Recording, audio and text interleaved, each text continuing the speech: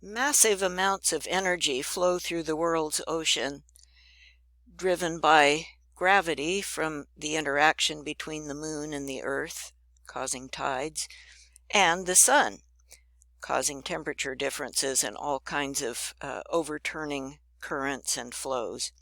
So we can tap into this energy, we think. There are 4 different technologies we can use to tap into this energy. Wave action, tides, ocean currents, and temperature. Wave power is the oldest technology. It's been used to power ocean buoys for many years now. And the technology there is that waves, you know how they go up and down continually, they come up inside this enclosed chamber and they trap air inside and compress the air. And as they do, that makes a piston go back and forth and drives an air turbine. And the turbine turns around and generates power.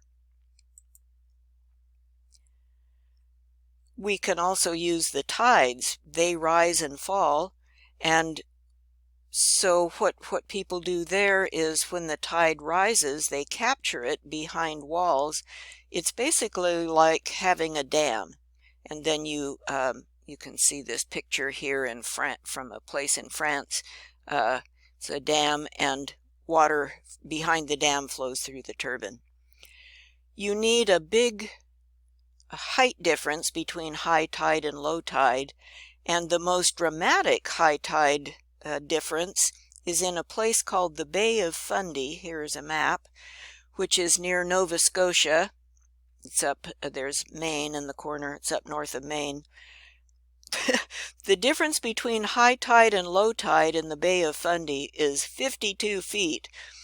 You could do a Google image search sometime and just go look at pictures of some spot on the beach, high tide and low tide, and you'll be amazed at the height difference.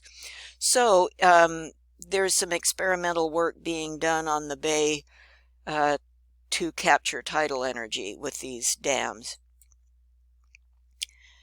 There are big problems with this technique, and it involves the other folks who live there.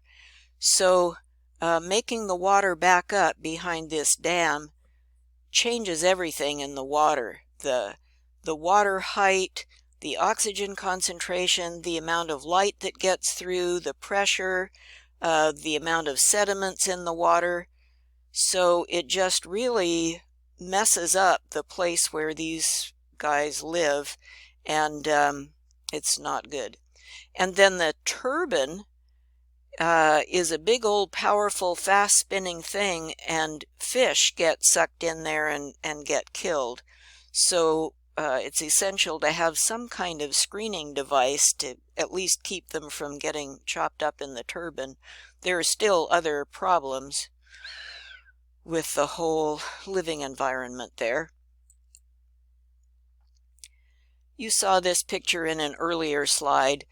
This is what's known as the Great Ocean Conveyor Belt, the global conveyor belt. It's a continuous current that flows through the oceans. Its technical name is the thermohaline circulation. Thermo means heat, haline means salt. So this is a current that is driven by differences in temperature and differences in salt concentration.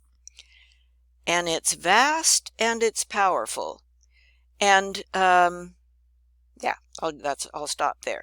So researchers are trying to tap into this vast, powerful current with an idea kind of like wind turbines, but under the ocean. There have been prototypes built and tested.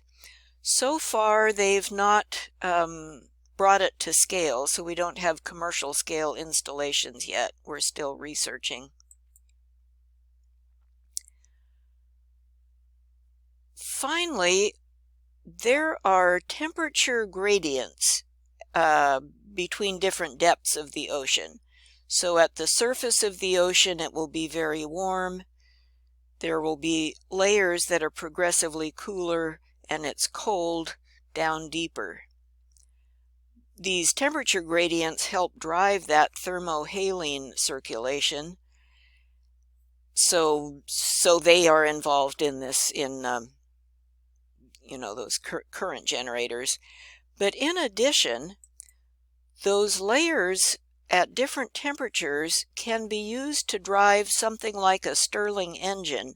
And a Stirling engine, as we mentioned in another lecture, is a 200-year-old technology that uses temperature differences to drive a piston.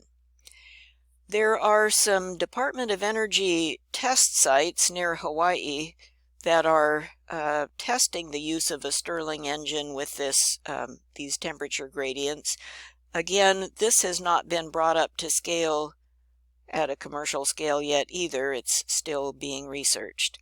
But there's a lot of power in those oceans, and so engineers are very interested in seeing what we can do to tap into that power.